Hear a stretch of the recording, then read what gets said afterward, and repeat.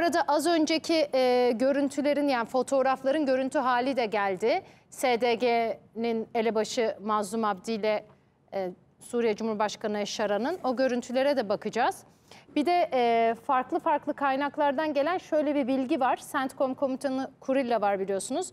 Kurilla'nın Mazlum Abdi'yi 2 ayrı toplantıda YPG-SDG'yi Şam'la uzlaşmaya zorladığına dair bilgiler var farklı kaynaklardan. Bakın o görüntüler buraya geldi. Yönetmenim getirir şimdi ekranlarınıza. Doğru. Bir taraftan anlaşmanın imzalandığı. Türkiye ya da Şam'ın olası bir operasyonunda ABD koalisyon gücünün görevinin SDG yapılanmasını savunmak olmadığını defaatle Amerikalı yetkililer söylemişti.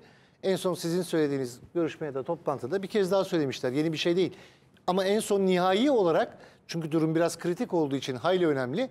Neticede bunu ABD ordusunun işgalciliğini olumlamak anlamında söylememekle beraber ABD öncülüğündeki koalisyon gücü Suriye'de YPG ya da SDG, adına her ne derseniz deyin, onları savunmak maksadıyla burada bulunmadıklarını hem İlham Aleyh'de siyasi kanadına hem askeri kanadına en son birkaç ay önce de gene bir Erbil'deki toplantıda söylemişlerdi. Şimdi o zaman Furkan Hocam, Amerika Birleşik Devletleri bunu istiyor, bu anlaşmayı imzalayın diyor. Elbette Suriye hükümetinin Ankara'yla da ne kadar yakın ilişkileri olduğunu biliyoruz.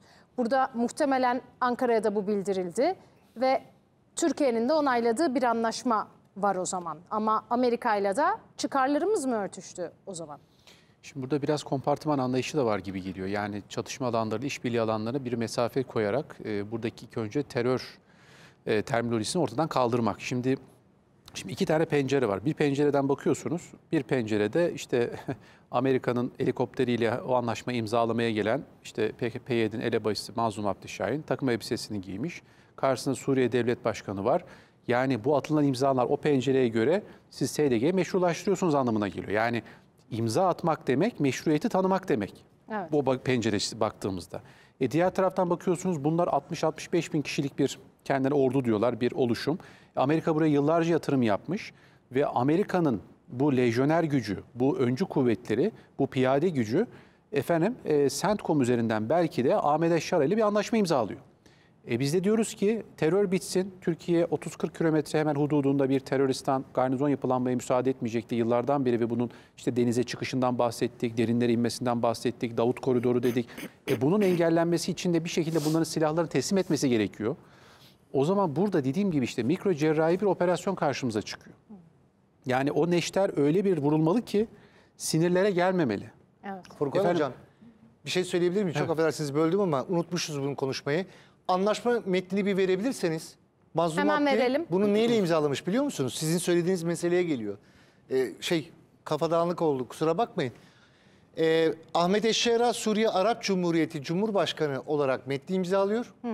Mazlum Abdi Arapça metinde Suriye Demokratik Güçleri Komutanı olarak imzalıyor. O zaman bunu kaldıralım, şu Arapçayı görelim. Anladınız mı? Sizin söylediğiniz şunu alabiliriz. İşte onu o zaman bakın, bu mu? Bakın. Ahmet Şara'nın imzası Suriye Arap Cumhuriyeti Cumhurbaşkanı, Suriye Demokratik Güçleri Komutanı Mazlum Abdi. Legal bir örgüt yani. Yani işte bak, ama şimdi şöyle bir şey, o zaman biz de bir grup kuralım, bizi tanın ya, böyle bir şey söz konusu olabilir mi? Şimdi onu tanıtan mesele ne? Evet. Yani şöyle bir şey var. Şimdi biz ne dedik? İşte kendi Kuvayi Milliye'mizi kurduk.